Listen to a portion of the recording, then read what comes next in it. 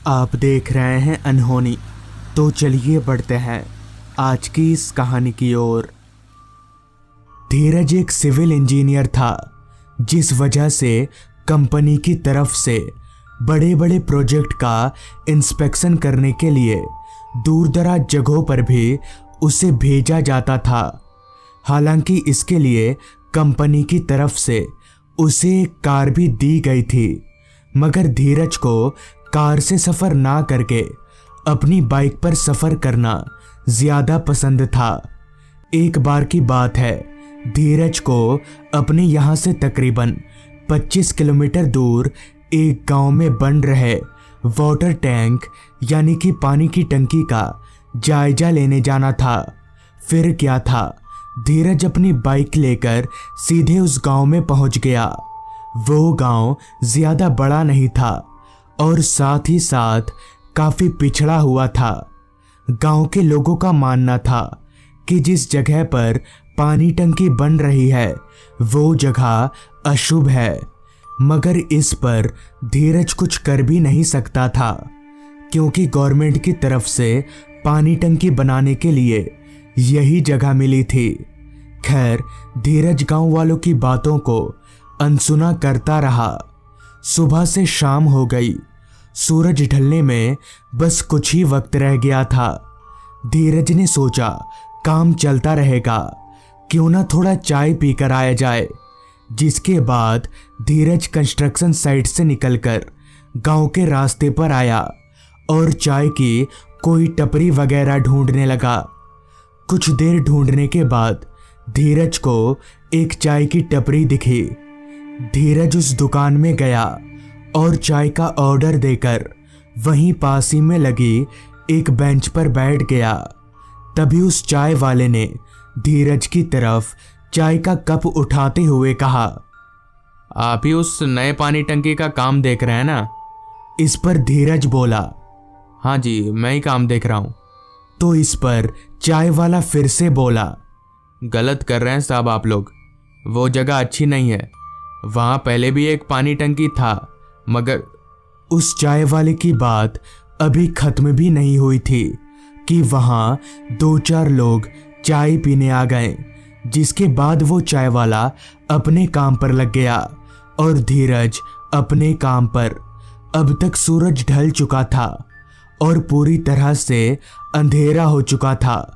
सारे मजदूर भी अपने अपने घर चले गए थे।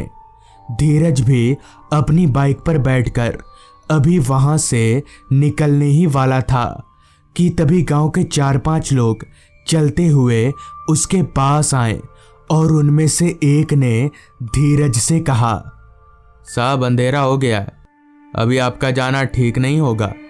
इस पर धीरज गांव वालों से बोला, क्यों, क्या दिक्कत है अभी जाने में? रास्ते पर लाइट नहीं है क्या? इस पर दूसरे आदमी ने कहा, साहब लाइट तो सच में नहीं है और रास्ते पर डकैतों का भी बड़ा आतंक है। कई लोग तो मर भी चुके हैं डकैतों के पाले में पड़कर।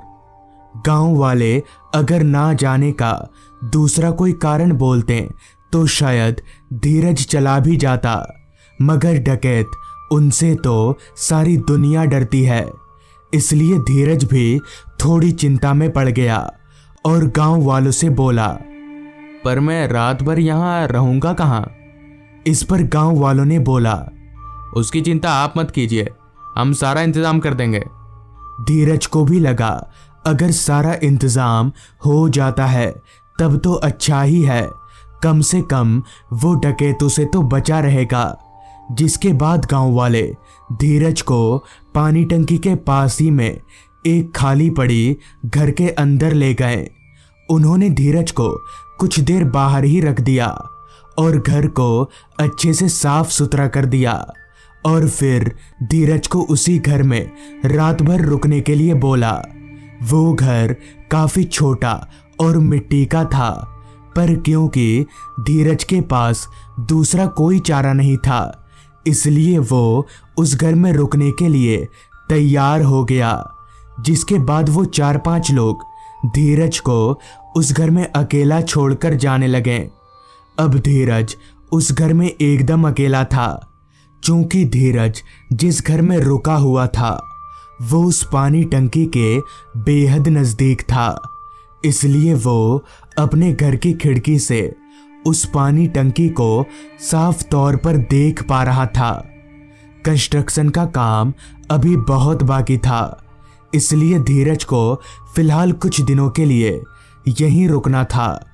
चूंकि धीरज काफी थका हुआ था, इसलिए वो कमरे में लगी खाट पर जाकर आराम से लेट गया और लेटते ही पता नहीं कैसे उसकी आंख भी लग गई। पता नहीं कितनी देर बाद, मगर जब धीरज की आंख खुली तब उसके घर के दरवाजे पर कोई दस्तक दे रहा था। आंख मीचते हुए धीरज ने घड़ी में वक्त देखा तो रात के 9:30 बज चुके थे। खैर, धीरज ने दरवाजा खोला तो उसके ठीक सामने इसी गांव का एक आदमी हाथ में एक बड़ा सा टिफिन लिए खड़ा था। धीरज को देखते ही उस आदमी ने कहा, साहब, आपने कुछ खाया नहीं होगा, इसलिए आपके लिए खाना लाया हूं। इस पर धीरज ने कहा, अरे इसकी क्या जरूरत थी? जिस पर उस आदमी ने मुस्कुराते हुए कहा, जरूरत थी तभी तो लेकर आया हूं, आइए खा लीजिए। जिसके बाद धीरज को वो आदमी बिठाकर खाना खिलाने लगा।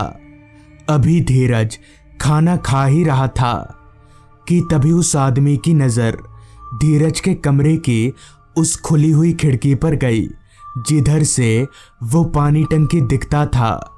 जिस पर उस आदमी ने उस खिड़की को बंद करते हुए धीरज से कहा, साहब ये खिड़की बंद ही रखिएगा और रात को अगर किसी तरह की आवाज़ आए तो बाहर मत निकलिएगा।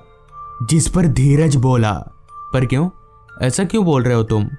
मगर इस पर उस आदमी ने धीरज को कोई जवाब नहीं दिया और धीरज का खाना हो जाने के बाद टिफिन लेकर वहां से चला गया।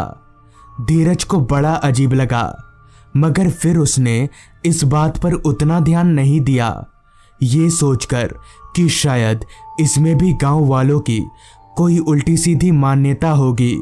जिसके बाद धीरज उसी खाट पर लेट गया।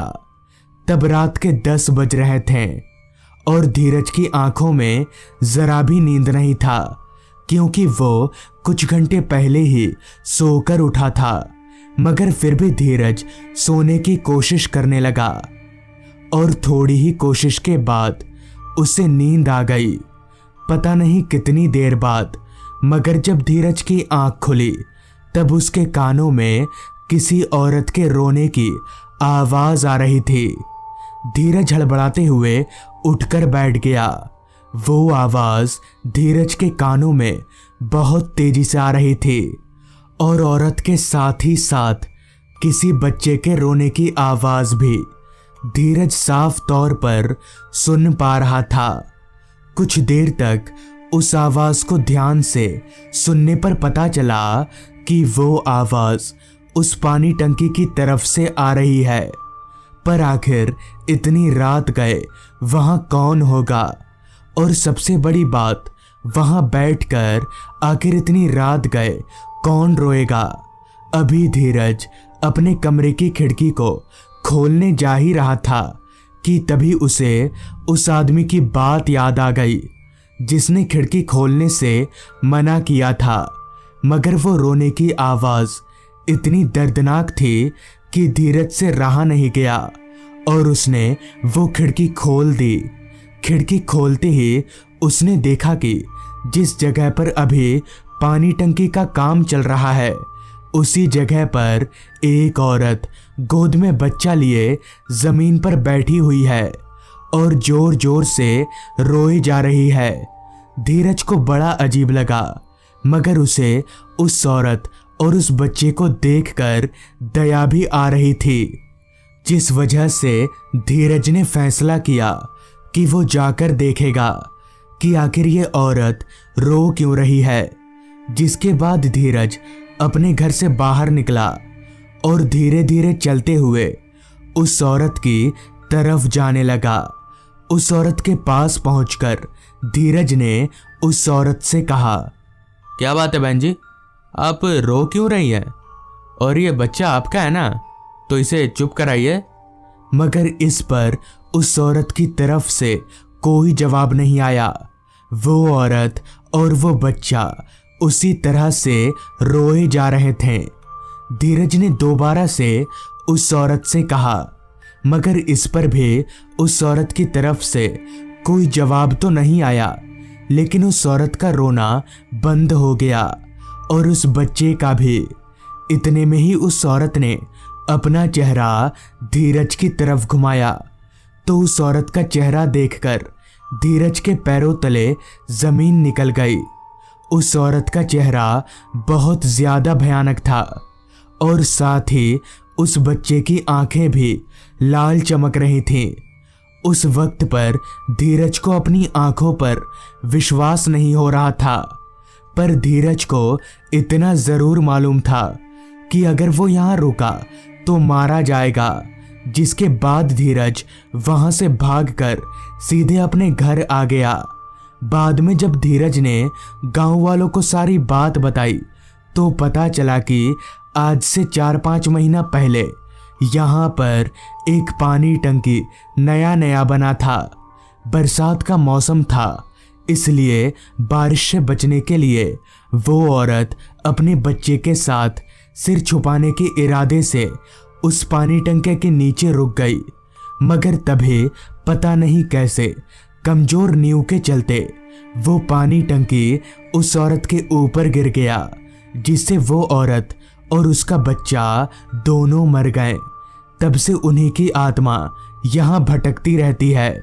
ये सब सुनकर धीरज को समझ आ गया कि क्यों गांव वाले उसे यहाँ पर पानी टंकी बनाने से रोक रहे थे। तो दोस्तों, ये थी आज की कहानी। अगर आपको ये कहानी अच्छी लगी हो तो चैनल को ज़रूर सब्सक्राइब कर लें। तो मैं आपका दोस्त आर्यन जल्द ही मिलूँगा आपसे ऐसी ही एक कहानी के साथ।